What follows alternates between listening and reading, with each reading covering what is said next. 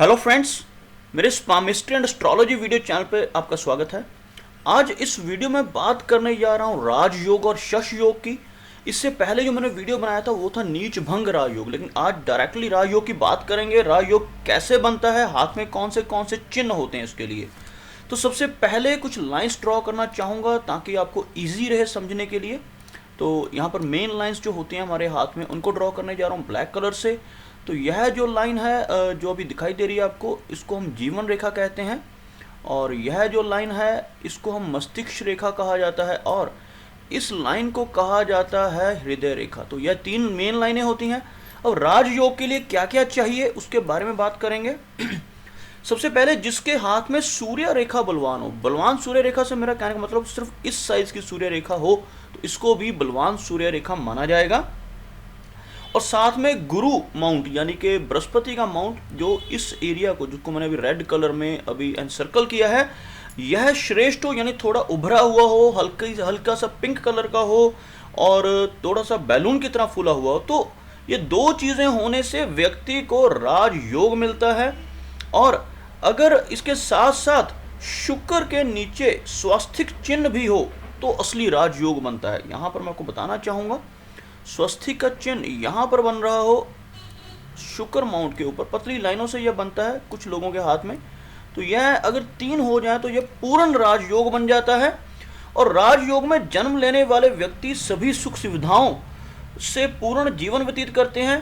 और जीवन के अंतिम समय में, खास तौर पर 40वें साल के बाद 42वें साल में इनका भाग्य उदय होता है और इन्हें भूमि, मकान और वाहन जैसे सारे के सारे सुख बड़ी आसानी से 40 की एज के बाद मिलने शुरू हो जाते हैं। और ऐसे लोग बहुत ही चालाक होते हैं, विपत्ति में भी धैर्य रखने वाले होते हैं और राजा समान सुख भोगने वाले माने जाते हैं।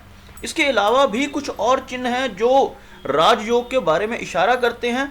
तो उनमें बताना चाहूँगा कौन से ऐसे चिन्ह हैं। सबसे पहले, हाथ में गुरु पर्वत अच्छा हो और सभी उंगलियां लंबाई लिए हों और बहुत ज़्यादा मोटी ना हो, यानी हल्की सी लंबाई हो उंगलियों की। यह वाला माउंट, जिसको जुपिटर माउंट हम कहते हैं, यह अच्छा हो, उभरा हुआ हो, और उंगलियां बहुत ज़्यादा मोटी ना होकर लंबी हों, हल्की हल्की और पतली हों थोड़ी सी, तो भी राजयोग बनता है।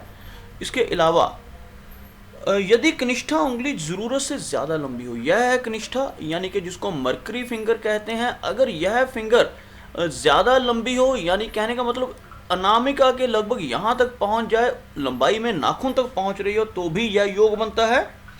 यदि शुक्र पर्वत के नीचे स्वास्तिक का चिन्ह, मैं पहले ही बता चुका हूँ आपको, यहाँ पर यह स्वास्तिक का चिन्ह शुक्र पर बनता हो। यदि गुरु पर्वत एक तरह से उभरा हुआ हो और उसके साथ गुरु पर्वत पर से एक रेखा सूर्य पर्वत की ओर जा रही है। आपको बनाकर दिखाना चाहूँगा किस तरह की रेखा की यहाँ बात की जा रही है। पहले इनको थोड़ा सा मिटा दूँ ताकि क्लियर हो सके।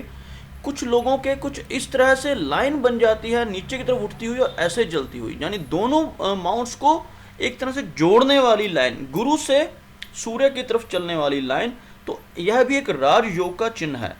और यदि मणिबद्ध से भाग्य रेखा का कमेंसमेंट हो, यहाँ से ये मणिबद्ध है और भाग्य रेखा कुछ इस तरह से चल रही हो, नीचे से ऊपर तक पूरी लंबाई लिए हो, बिना बीच में कोई आइलैंड या टूटे हुए। यदि गुरु पर्वत हथेली से बाहर ना निकला हो और अपने आप में श्रेष्ठ हो, यानी इस तरफ की तरफ ना शिफ्ट हुआ हो गुरु, और अपने आप में इसी जगह पर पूरी तरह से श्रेष्ठ हो, अच्छी तरह से उभरा हुआ हो, इस एरिया में रहे गुरु पर्वत, इसी एरिया जो मैंने सर्कल किया है, तो इस एरिया में रहे, तो यह राजयोग बनता है। तो यह थे राजयोग के कुछ निशान। अब एक और छोटा सा योग है जो इसी वीडियो में कवर करना चाहूँगा, जिसको कहा जाता है शश योग या शशक योग। यह सैटर्न की लाइन से बनता है और आपको बताना चाहूँगा हथेली में 3 मणिबद्ध की रेखाएं हों। सबसे पहले तो यहाँ ब्रेसलेट की लाइंस 3 होनी चाहिए इस शश योग के लिए, और उसके साथ साथ 3 लाइनें हों मणिबद्ध की, और पहले मणिबद्ध से भाग्य रेखा शनि पर्वत के बिंदु तक पहुंचती हो और शनि पर्वत पूरी तरह से विकसित हो। और साथ में मैं बनाकर दिखाता हूं किस तरह से बनता है ये योग। अगर ऐसे पूरी लाइन हो यहाँ फर्स्ट लाइन से, और यहाँ पर एक फिश जैसा चिन्ह बन रहा हो, एक बार दोबारा से ड्रॉ करता हूँ, कुछ इस तरह से यह योग बनता है।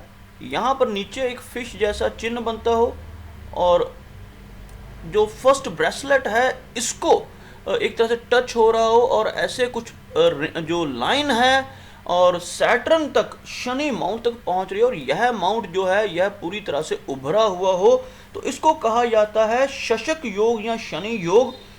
शनि का शश योग कहा जाता है और यह बहुत ही उत्तम योग माना जाता है। जिसके हाथ में शश या शशक योग होता है वह व्यक्ति साधारण कुल में जन्म लेता है, लेकिन फिर भी जीवन में अत्यंत उच्च पद तक पहुंचता है और राजनीति में यह व्यक्ति अत्यंत महत्वपूर्ण पद को सुशोभित महत्वपूर्ण पद पर सुशोभित होता है, यानी बड़ी ऊंचे ओहदे तक पहुंचता है। जैसे कि हम कुछ एग्जाम्पल्स ले सकते हैं, जैसे सद्दाम हुसैन थे या जनरल परवेज मुशर्रफ थे, जो बहुत ही साधारण घर में पैदा हुए लेकिन सबसे टॉप पोस्ट पर पहुंच गए। कुछ ऐसा योग है ये, जिनके हाथ में एक अच्छी लाइन मणिबत से 3 मणिबत की लाइनें हों, एक सीधी लाइन सैटर्न तक पहुंचने वाली, अच्छा सैटर्न और एक फिश बनती हो, यहाँ पर बिल्कुल बेस पे एक फिश बनती हो, तो इसको हम शश योग कहते हैं। तो यह 2 योग मैंने इस वीडियो में कवर किए, एक तो राजयोग, दूसरा शश योग।